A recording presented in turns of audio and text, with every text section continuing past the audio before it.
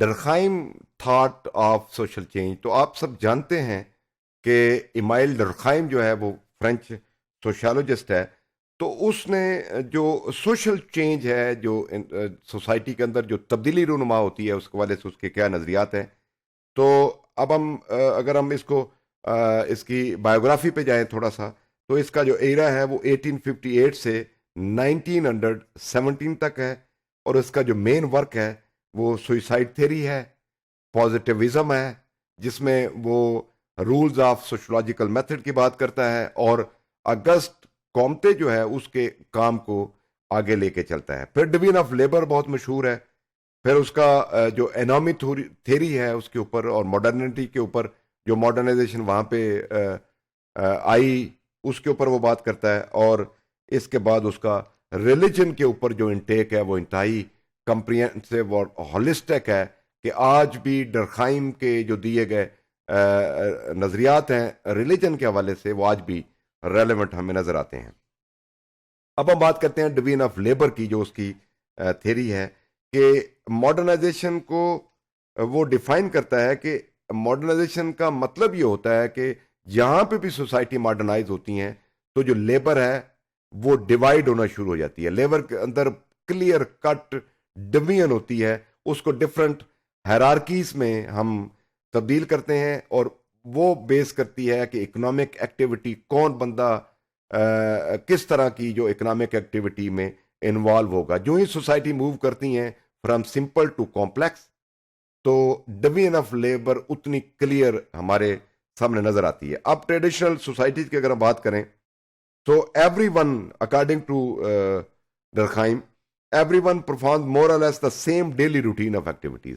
جو روایتی معاشرے ہیں، سماج جو ٹریڈیشنل ہیں، وہ اس میں بہت جو لوگ ہیں وہ کم و بیش ایک طرح کی ایکٹیویٹیز کر رہے ہوتے ہیں، اور جو اور اس کے نتیجے میں ایک مکینیکل سولیڈیرٹی ڈرخائم کہتا ہوتی ہے، اور پیپل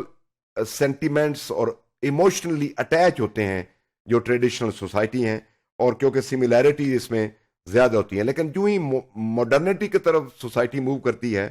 تو لوگوں کے اندر جو اسپیسیفک رول ہیں ان کی ڈویژن ہمارے پاس گلیرنگلی اپرنٹلی ہمیں وہ نظر آتی ہے، اور پھر وہ آرگینیکلی ایک دوسرے سے جڑے ہوتے ہیں، جس کو وہ ڈرخائم آرگینک سولیڈیرٹی کہتا ہے. میوچل ڈیپینڈنس جو ہے وہ زیادہ بڑھ جاتی ہے، اور لوگوں کے جو ٹاسک ہیں وہ بھی اسپیسیفک ہو جاتے ہیں. بہت سارے لوگ جو ہیں وہ جس طرح ٹریڈیشنل سوسائٹی میں ایک طرح کی ایکٹیویٹی کرتے ہیں، اس کے بالکل برعکس یہاں پہ ہر بندہ جو ہے وہ اپنے اسپیسیفک ٹاسک اور ایکٹیویٹی میں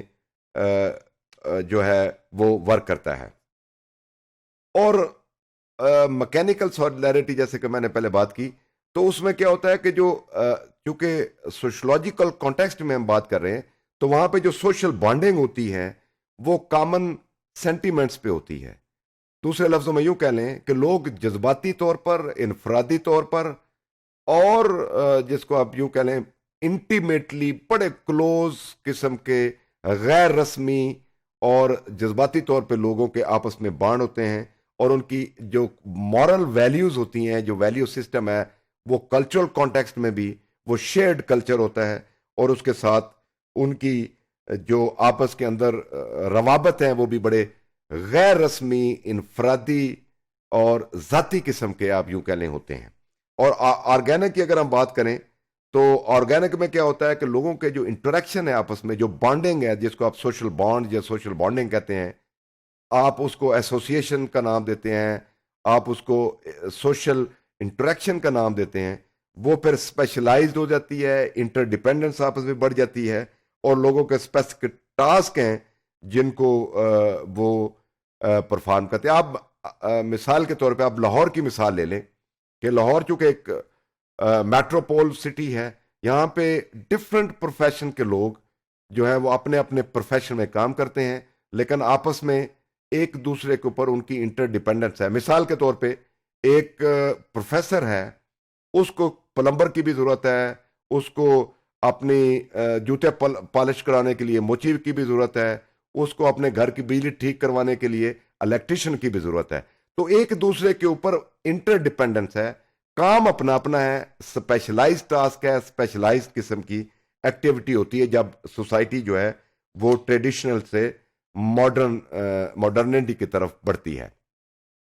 اس کے بعد ڈرخائم کا ریلیجن کے پہ بہت بڑا کام ہے۔ ڈرخائم بھی کرسچینٹی کا سپورٹر ہے بنیادی طور پہ۔ ڈرخائم جو ہے اس نے ریلیجن کے اوپر اتنا زیادہ کام نہیں کیا ایز کمپیئر ٹو مارکس یا ایز کمپیئر ٹو اگر ہم ویبر کی بات کریں، لیکن وہ کہتا ہے کہ جو ریلیجن ہے یہ بھی سوشل بانڈ، سوشل انٹریکشن جو آپس میں ہوتا ہے لوگوں کا، اس کو مضبوط کرنے والی فورس ہے، اس کو سٹیبلائز کرتی ہے، اس کی فنکشننگ کو بہتر کرنے کے لیے جو ریلیجن ہے اکارڈنگ ٹو ڈرخائم جو ہے وہ ریلیونٹ ہوتا ہے، امپورٹنٹ ہوتا ہے، اور اس کا بڑا ایک بنیادی رول ہے۔ اور اکارڈنگ ٹو ڈرخائم کے جب لوگ ریلیجن سے دور جاتے ہیں، نتیجتاً وہاں پہ ڈس آرگنائزیشن پیدا ہو جاتی ہے اور سوشل انسٹیٹیوشن کی سموتھ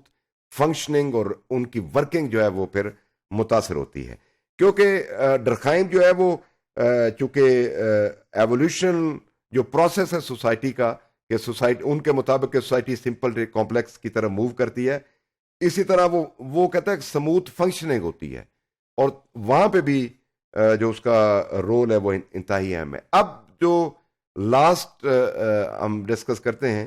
کہ جو سوئسائڈ کا کانسیپٹ ہے، ڈرخائم نے